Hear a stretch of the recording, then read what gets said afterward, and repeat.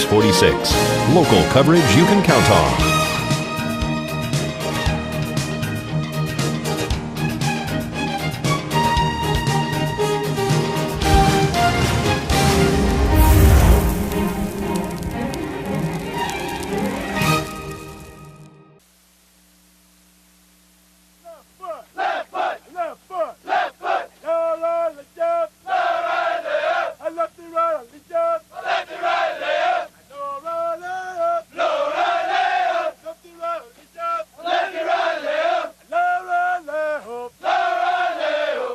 All right, welcome to Semper Fi. I'm your host, Mark Bonstein, or as I was commonly referred to as Staff Sergeant B. I'll get to my guest in a minute. First, we'll do our usual and go over what happened in military this day. 1923 in the Marines. They transferred the base of San Diego from Mere Island to its present location in San Diego now. That was happened in 1923, if you think back about it. And in 1944 in the Army, the elements of the U.S. 34th Army crossed the Loire River. Never really said what they did when they crossed. And in the Navy, the Longview, using Navy helicopters and frogmen, receive a discovered satellite capsule after 17 orbits, the first to recover a U.S. satellite from the orbit. And in the Air Force in 2004, U.S. jet fighters bombard the turbulent city of Fallujah. Right. Yeah, that's what happened back in those days. My guest is a retired Gunny in the Marines, so please welcome Gunny Odam. Welcome to Semper Fi. Yeah, thank you for having me. All right, we'll start with the basics, the who, what, when, where, why, and where you grew up, where you went to boot camp, how old, school. The basics started back in, I was born and raised in Escondido, California, and which was 23 miles away from Camp Pendleton.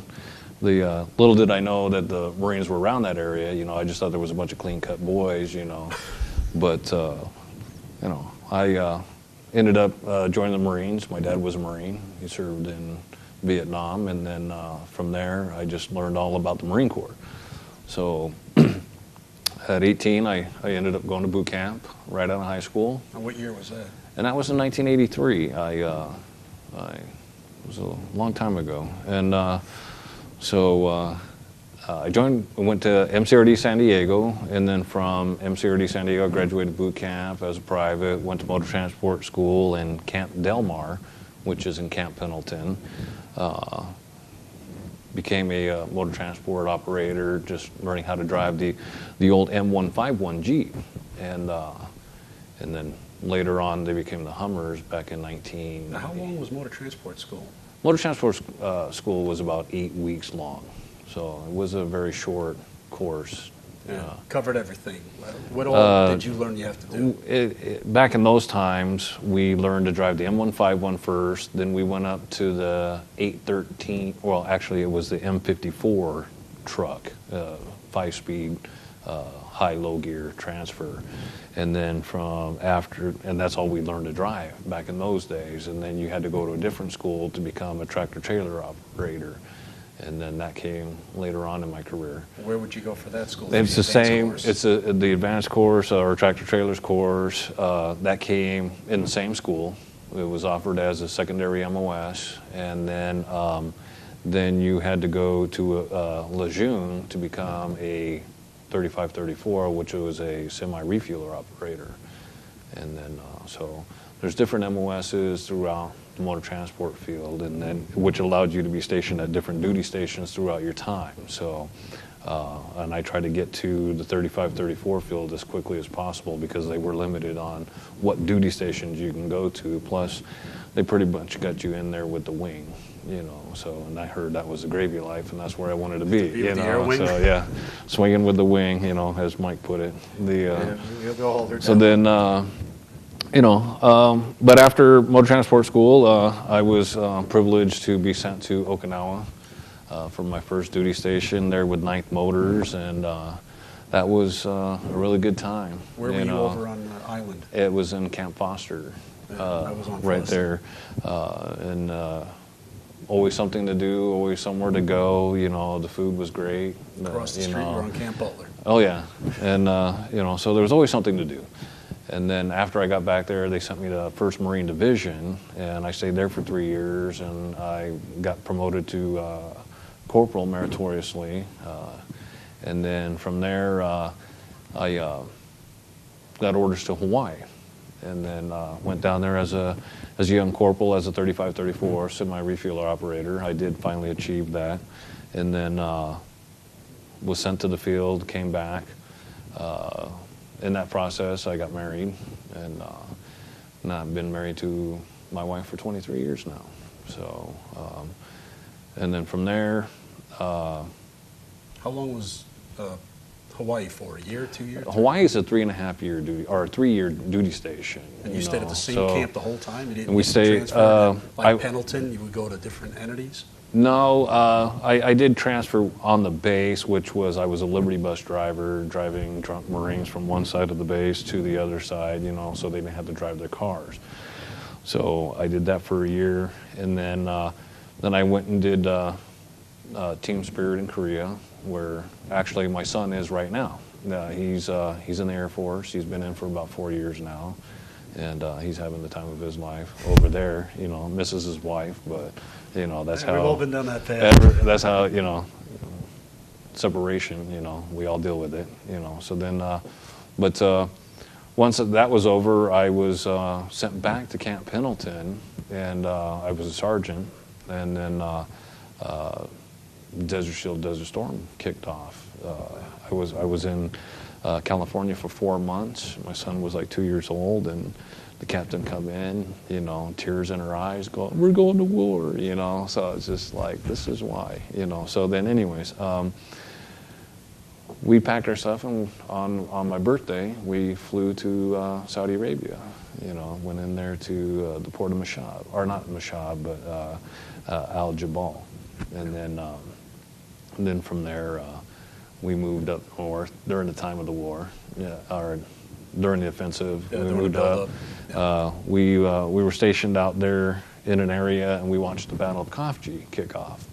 And it was kind of funny because I was a young sergeant, and I was, the CO's radio man, and we're manning the perimeter, and we're just walking around, and I met up with the first sergeant on the line, and I said, "First sergeant," I said, "how come we're manning the perimeter, and all those guys down there are having a bonfire and stuff, And he goes, and the first sergeant looked at me, he goes, "Sergeant Odam, that's not a bonfire, that's a firefight." I said, "What are you talking about?" He goes, "Watch that," And then all of a sudden, rocket fire just starts coming out from the helicopters, and they were shooting the tanks, Then he goes, "I don't know what they're shooting at, but somebody's getting some, So then the next morning it came on the Stars and Stripes is what happened, And I said, "First sergeant, you were right, but, I guess that's what time and grade, time and service does for you, the experience that you have to recognize that, because I was just thinking these guys were toasting marshmallows down there when they were actually getting theirs. So it was a dry area. That's what I'm saying. I said, I thought we're supposed to have light discipline, and then they're out there causing fires and stuff, So then that was my first lesson in humility. But so then after that, of course, we stayed there the 7 months. Finished off, and we came back stateside, and I went on a Westpac. Not 6 months later, they put me back on ship, and then, the workups were already done because I just got transferred last minute. So I only had 3 months of workups, and I became a platoon sergeant for the motor transport deck. And then, so 4 months later, I was back in Kuwait, doing it all over again for another 30 days. Yeah, so we stayed 30 days after Westpac, but the best part about it was, I got to go to 19 countries throughout my Westpac, and that was through 2 Westpacs. I did one on my last tour in the Marine Corps. And, but during that time, got to travel the world, had a good time, came back, got stationed with, I became a motor transport instructor after that, and then did that for a year. They shut down the school. I was a LVS instructor, where we teach the Dragon Wagon. Is I remember those. The big 22.5-ton semi-truck. And so I did that for a year. They shut the school down and moved it to Camp Geiger, and then with the Army, or no, Fort Leonard Wood is where they moved it to. Where's that at? Missouri. Okay. And that's where we crossed. They hooked the schools up with the Army, and then so it was Marines and Army. As instructors, as instructors. Specific class. I think the Marines just had their own little teaching course, the whole 9 yards, just as if it was in Camp Delmar or anywhere else. It's just that it was on Fort Leonard Wood. Okay. And then and from there I finally moved. Got my chance at swinging with the wing and got to use my MOS 3534 to do, aviation cold refueling for the aircraft there on Camp Pendleton. And So you were over in 21 area? The 21 area, yes. Yeah. And so that was a good life, 3 years of, just pumping fuel and going out on field ops to 29 Palms here and there, Milk runs. Yeah. And then, I did that for a while. Finally picked up staff sergeant, and they moved me up to the top of the hill, and there were the 25 area. I can't remember the name of the base camp there, and it's where the skeet range and the Humane Society was there on Camp Pendleton. So then, I know where you're at. and then, so that was a quick little course, and then, and of course those. I forget what they call them, but the monitors came down and said, "You're going to recruiting school," and I'm like, "Okay," And then during my time in MCRD San Diego as going through the recruiting course, the master sergeant come in and goes, "Anybody from Utah?" And being foolish as I was, I says, "Who would do something ignorant as that?" And then he goes, "What's your name?" And then all of a sudden, next thing I know, I was in Utah. So That's where you had recruiting duty? that's where I got sent for recruiting. Why, duty. is that where he was from? No, that's where they were looking for someone to fill a slot in Utah, and he was looking for Mormons, and so he wanted to, make it friendly for recruiting purposes, and I says, "Well, who'd want to do something like that, and he and so next thing you know, I found out who, it was me, so I had 3 years of miserable life as a recruiter. It was a hard duty station, but I made it, and then and then I came back to Camp Pendleton for my last 3 years. As a motor transport chief, and I was a motor transport chief there for support company, first TSB for a year, and then they sent me to MSG 11, where I finished up collecting up all those other wonderful countries I got to visit, so it was a good time. You, how long were you on recruiting duty? That's a 3-year duty 3-year station. tour. Did you get any meritorious letters or promotions out of that? I received 3 meritorious mass for, walking out, and achieving my goals. And then I received a Navy Achievement Medal during that time frame for, because they made me a pool monitor for the last 6 months of my tour on recruiting duty, and picked up a Navy Achievement Medal. Then as soon as I got back stateside, they had to send me to all these schools to help me get promoted. And in that process, I did a TAD, and they gave me a Navy Achievement Medal for helping out with the Korean commemorization, the 50th Korean commemorization ceremony there in Camp Pendleton. And we brought in dignitaries from Korea. I met the Korean commandant of South Korea at that time, took them to the golf course, that type of stuff, took care of them. And then we had Medal of Honor recipients come down, and I had a fleet of rental cars that were town cars, the New Yorkers and stuff like that, Luxury And cars. so we had luxury cars for them, and then we'd shuttle them around, take them real good care of them, So they sent me back. That was a 30-day little trip right there. Oh, that sounds and good. then from there, we went on float, and when we got back, I had already put in my retirement package, because I had my last 2 years left, and I put in my retirement package, and then we got back from float. My Marines were sitting there going, "Hey, don't take your packs off yet, Never take your packs off. We still got 6 months to go." And not 2 weeks later, Oh, excuse me. We got the word to pack our trash. We ran the Ags and Dags to. We ended up sending the 25,000 Marines and short tons of equipment and cargo all the way back to Kuwait. So that was our job once we got off float, is to ship everything off. And then once we completed that by the end of March, we jumped on the plane and went over ourselves. And so we were there for 3 months running convoy security for the Army. They were running, they have 7.5K tankers for fuel, and we were leapfrogging the AFIS systems all the way up through, and we made it as far as Al-Qut before they ended up calling off the war, saying, hey, we're done, so. And on that note, we're going to take a quick break. So get a cup of coffee and join us, and we'll be right back and have Gunny finish his story.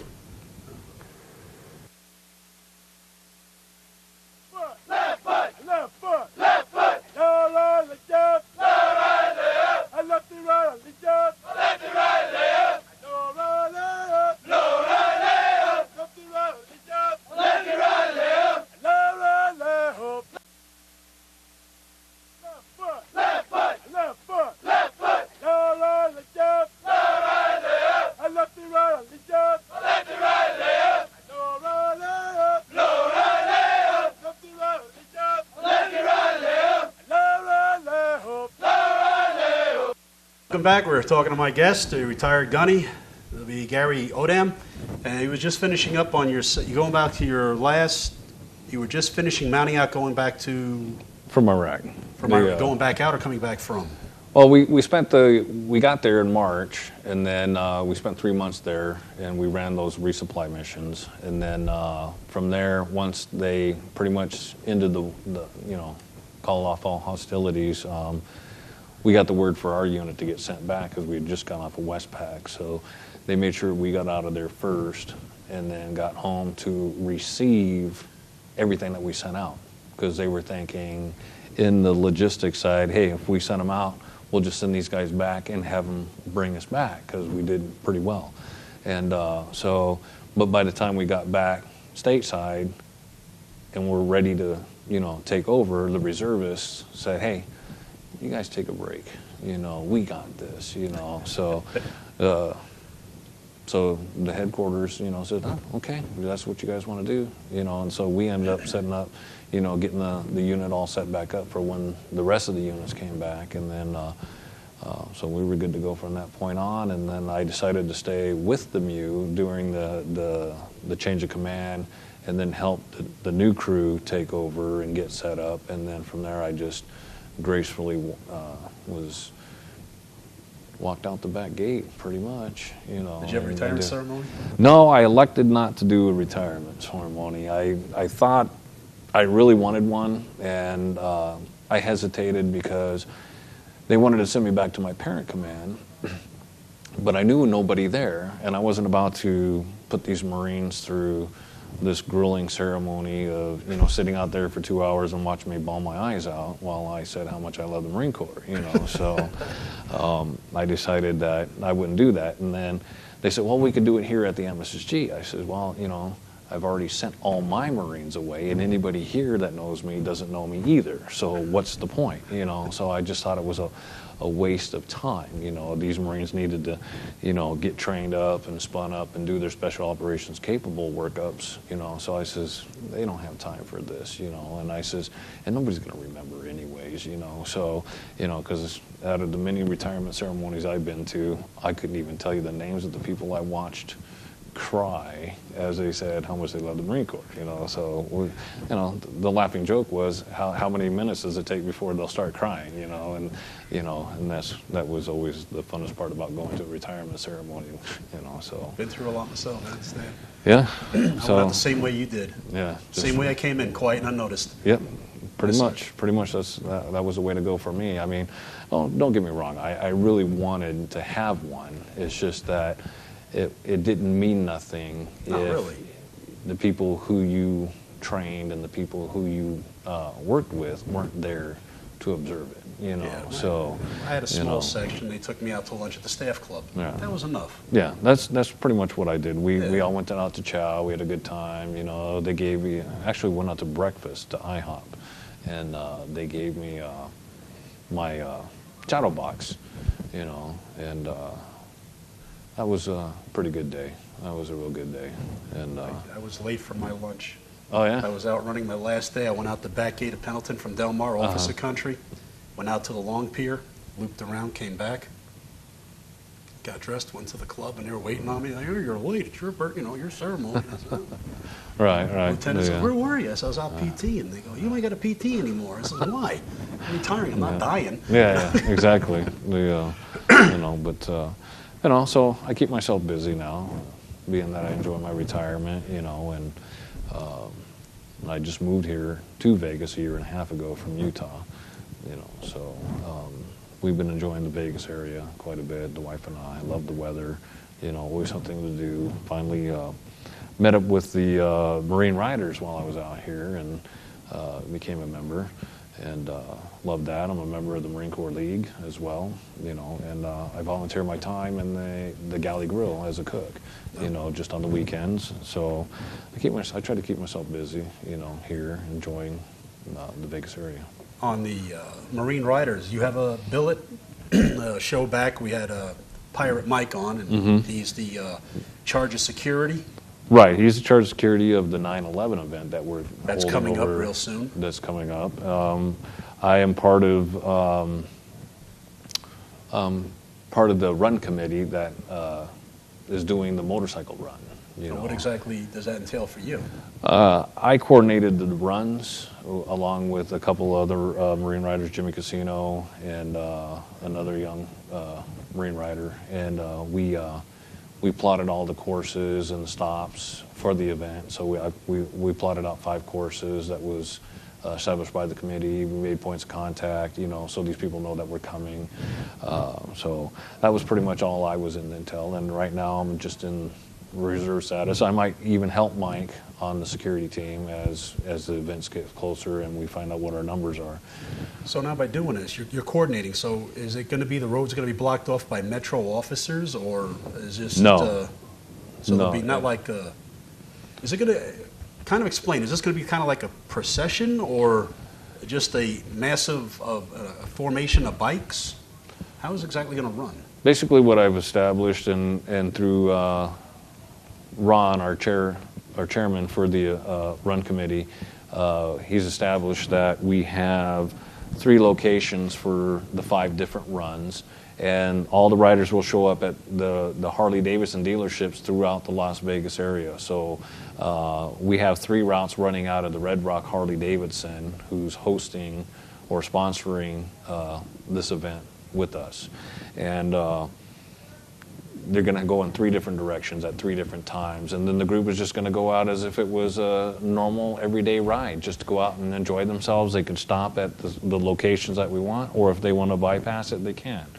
And So you're not going to leave at 3 different places and wind up marrying up at the main area and yes, kind of, we will as will time eventually. goes on, because the 8 o'clock run that leaves out by the time they do the loop here through Pahrump, and make it all the way back through Indian Spring and back to our final destination, which I don't quite sure know where that is yet.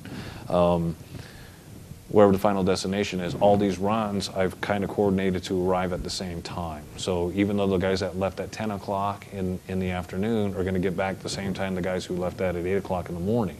So everything's going to come together, and then they're going to ride down Las Vegas Boulevard, from what I remember.